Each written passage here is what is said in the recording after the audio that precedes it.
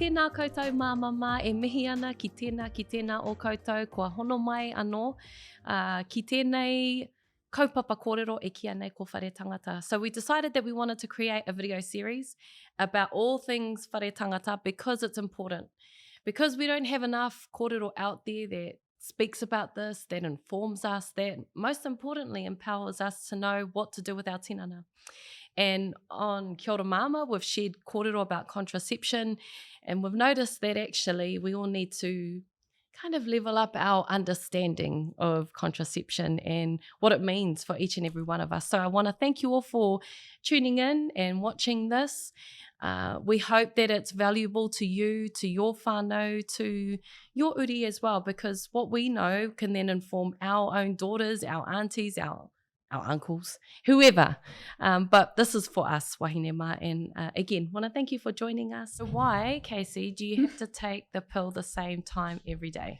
So it's about delivery of that hormone inside the body. And so you kind of want to give the same signal at each time and every day to make it work, essentially. But yeah, it's hard. Yeah. And particularly if you never get told. No. Yeah. What is the benefit of being on the, let's compare, pill versus jab? What's the goods, the bads? Yeah. Also the frequency, So you only have to do it every 3 months. True. Someone kind of sends you a reminder to come in and kind of do it, rather than the pill every day. And for a lot of women, it can stop their ikura. Yep. Or really reduce the flow anyway. And so for some, that's a good really thing. Good. Yeah. And you're talking about, you and your partner. Do you guys talk about your contraception? And is that something that's both of your responsibility, or is it just yours? Me being on contraception is not about not wanting to have babies. At the moment, it's more about trying to heal ourselves because we lost 2 babies last year. And it was kind of one after the other, like you think you'd do certain things to prepare yourself, to have a break, get over yourself. We didn't do that. It was just kind of lost our baby in May, got hapu in September, lost baby in December. So me being on contraception for both of us is just to allow ourselves to heal first. Beautiful.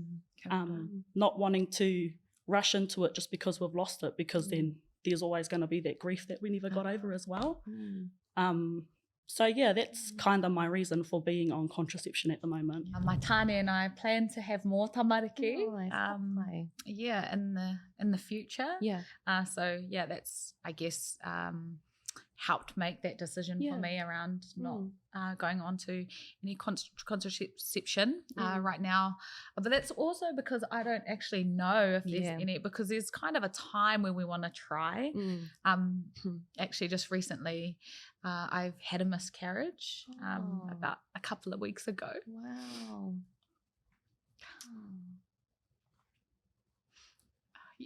Tēnā koe hoa. Thank you for sharing that. I know, kua kite au, kua rongo au I etahi atu māma e kōrero ana mō tēnei, because it actually,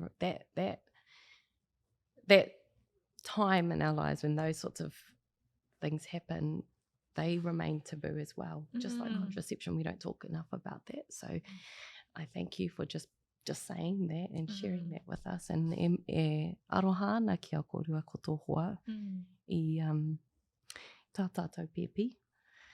And, for every other mama out there too, because we had this in our first Kia ora Māmā series where it's such a brave thing to even just say the words and then what that means for you, because the reality is that you have to live your life through that mamai and through that pain. So e aroha nui ana ki a koe me tō hoa. Contraception isn't always about that you don't want. Yeah. It's just like, I may not be ready just yet. And I think sometimes we get confused with that a lot. And I really like this kōrero actually, because we were thinking about what is the Māori term for contraception? And, you know, there's this arai hapu, but is it arai?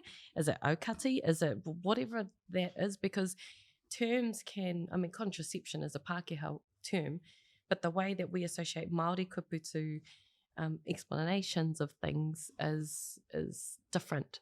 And so, I think it kind of, whatever it is for you, that's what it means for you. You know, the pill packet is 3 weeks of hormones and then a week of sugar pills, essentially, to make you have a withdrawal bleed, they call it.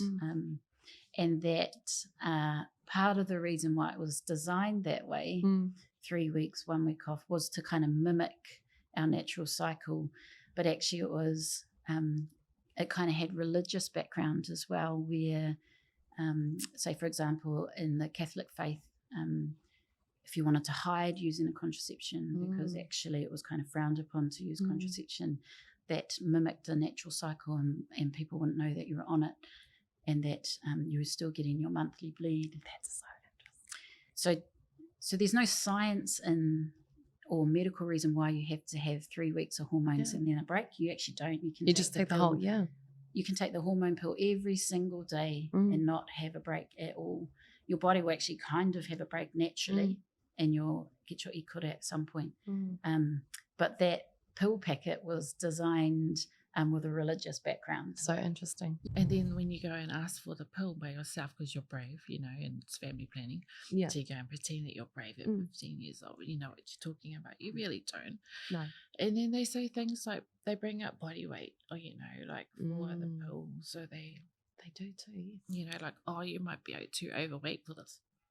You know, as a 15-year-old, and it just messes. It's a mind leap, really. Yeah. So our system's got so much to be accountable for, just in terms of that first interaction with primary health. Kia ora. And in my reflections around the trauma. And it, you know, I'm quite articulate. I thought, you know, I had my shit together when I'm 15. I can have these conversations with adults. You could be brave. You know, can be brave and ask for contraception. Yeah.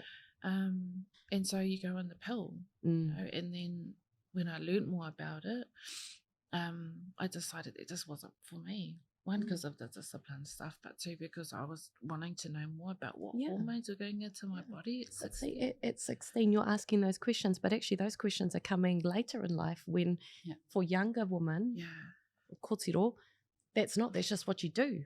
You know, here's a pill. Okay, I'm going to listen to that. I'm going to take that, but I'm not questioning. No. What is this going to do to my tinana, and how is it going to impact me?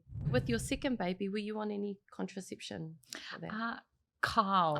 So after about 9.5, almost 10 years, I decided to take it out. And that was because it had been in for so long that I was actually getting a bit scared, a bit mataku around whether could I have another baby? Like, what are the effects that the jādau, or that this contraception has had on my tinana, on my hormones, on my everything. My whareta.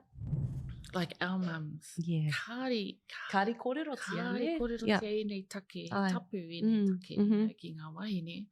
And so that's what I tried to reverse, and probably the same way, is to just normalise this kōrero with our kōtiro and with our tama. So, you know, I don't hide anything. I don't hide, you know, my pads, my tampons, nothing. It's all in the cupboard for everyone to see. You know, as before, he mea huna, you know. So, me mutu tera. Me mutu i runga. Ki te pērā ngā āhua ka huna ia tonu i ngā kōtiro, i ngā take ka pāngia kia rātou. Koia. So as awkward as it is, you know, I'm that mum. I get a paper, all right, there's a uterus, there's a blah, blah, blah, there's a ikura, you know. Whānau wānanga. And my boys are like, oh my God. But I'm like, no, me mōio koe. Kia ora. Ko tētai take I whakakaha ia hau I taku piringa tu ki taku hoa. Ki aia I tahuri ki nei take, I kaha kōrero tia, nā te me ko tahi no iho tōna kōtiro me mōhio I ki nei take. So he's just been so incredibly supportive for everything I've gone through. It's just been able to given me the ka to normalise the kōrero in our whare, so that my tama can be supportive of their wahine when these things happen, because they happen to every wahine. That's right. You know? And I think that that's a really big thing, is that ka noho tēnei taumahatanga ki runga i ngā māmā, ki runga i ngā wahine, ki runga i ngā kōtiro, mau tēnei kawenga. But actually, you know, it takes two to tango. And why is the tango only having to be taken responsibility by the wahine, by the kōtiro? And try to have those conversations more within your whānau, your wider whānau, your aunties, your kuia, and really try and bring up those kaupapa, you know, when it's appropriate. So it normalizes those conversations in our whare as well. And so that they grow up hearing it. Yes, it's like, oh, that's normal. Yeah. We all talk about it. Yeah, tika. And there's no like tapu around the conversation. Yeah. This is really important, and I hope that you really found something in here that was relevant to you, or that is going to help you or someone else that you know. Nā reira, e mihi ana ki a koutou. Hei kona.